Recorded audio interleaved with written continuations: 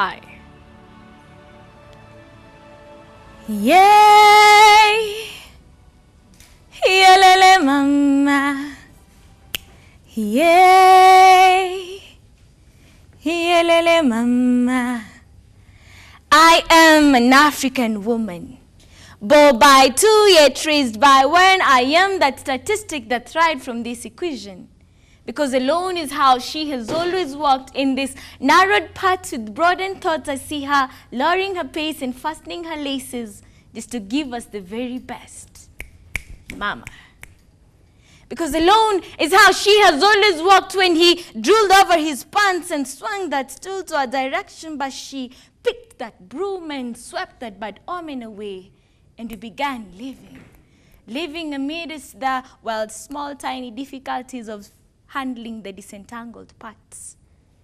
You see, I remember how it was not easy. It has never been seen. Rain showers did drop, but our hearts bled not, because she taught us the beauty of strength. Taught us to spot light in darkness. With minds illuminated, she reminded us that the sun rays never discriminated. She became both a mother and a father. She became both a mother and a father. I remember those days when the society smacked you on the face.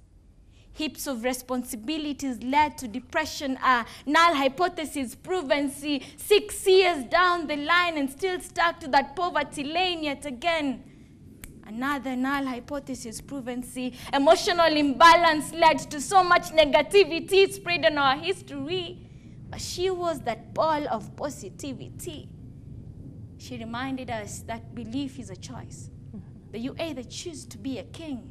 It's all in the mind, Ray. You either choose to be a servant. It's all in the mind, Ray. She was my mother.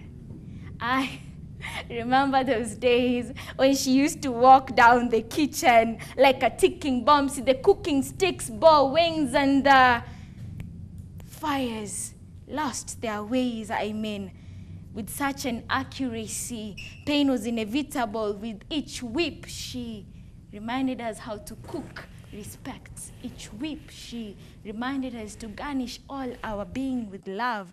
With each whip, she reminded us to serve wisdom. So I am an African woman, but by 2 yet raised by 1, I am that statistic that thrived from this equation, because alone is how she has always walked in these narrowed paths with broadened thoughts. She remains the beautiful Mama Africa. It's been a whole 8 years. Yeah, it's been a journey.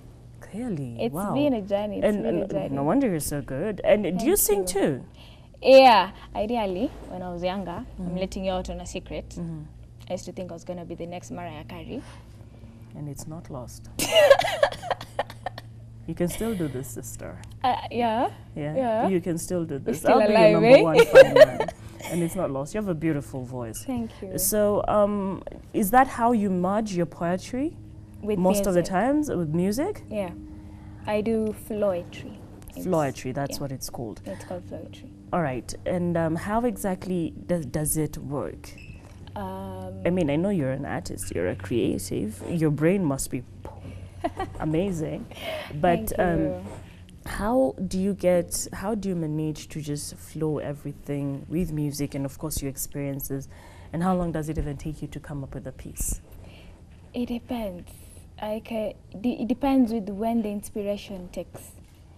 Like mostly I write my pieces in a matatu when I'm heading to work or when I'm just traveling far. I write the pieces. It depends with the inspiration that comes along with it, because I'm not the kind who, they're different writers. There's one who'll write the first verse and then wait on time and then write it later. If I start a piece, it has to end.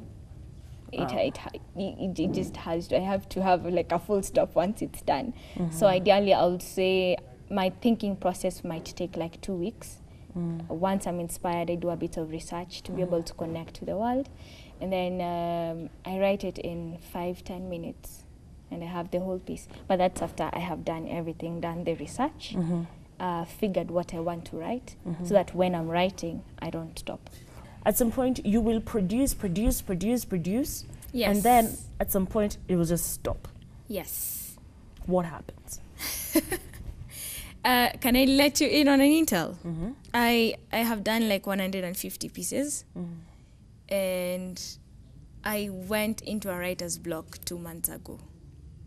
I am surviving on my pieces that I wrote way back before, and I didn't get the chance to perform them.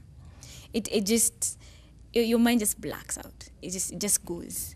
And you're thinking, what do you do during this time? And it's not anything to do with stress, or it doesn't have anything to do with maybe you're too busy. It just... No. Because if it's being too busy, then how do you explain? I was literally writing some of my pieces at work. You get the inspiration and voila, you're like writing 2 or 3 pieces in oneness, you know? And then all of a sudden it just goes. Like right now, I wrote a piece after 2 months last week. Wow. And I'm thinking to myself, how long is this writer's block going to go out? Isn't that tricky to depend on that? Because from your speaking, I understand you do have a job. Yeah. All right. But those who live on it. They live on spoken word, and their writing and their mind, the brain is their everything. Yeah. That's their office. So what happens to such a person? When you're not on the writer's block, you make use of that time. You make use of that time, and you just ask God to guide you. Because if you do not make use of that time, you'll be messed up at some point, because now you don't have content. And I always tell people, when you have the inspiration, have a book, have a pen, have a notebook, use your phone, have the note space, write all those things down, because they will help you at some point, especially when it's even harder when you have shows and imagine you don't have content. So you make use of the time that your mind is really, it's there, because you don't know when it's going to come back, or you don't know what's going to trigger it to come back. But when it does, use it to the maximum. Right. That's a career that makes you have to be God's best friend by force of fire. I tell you. Like, God, just help me out. This one's.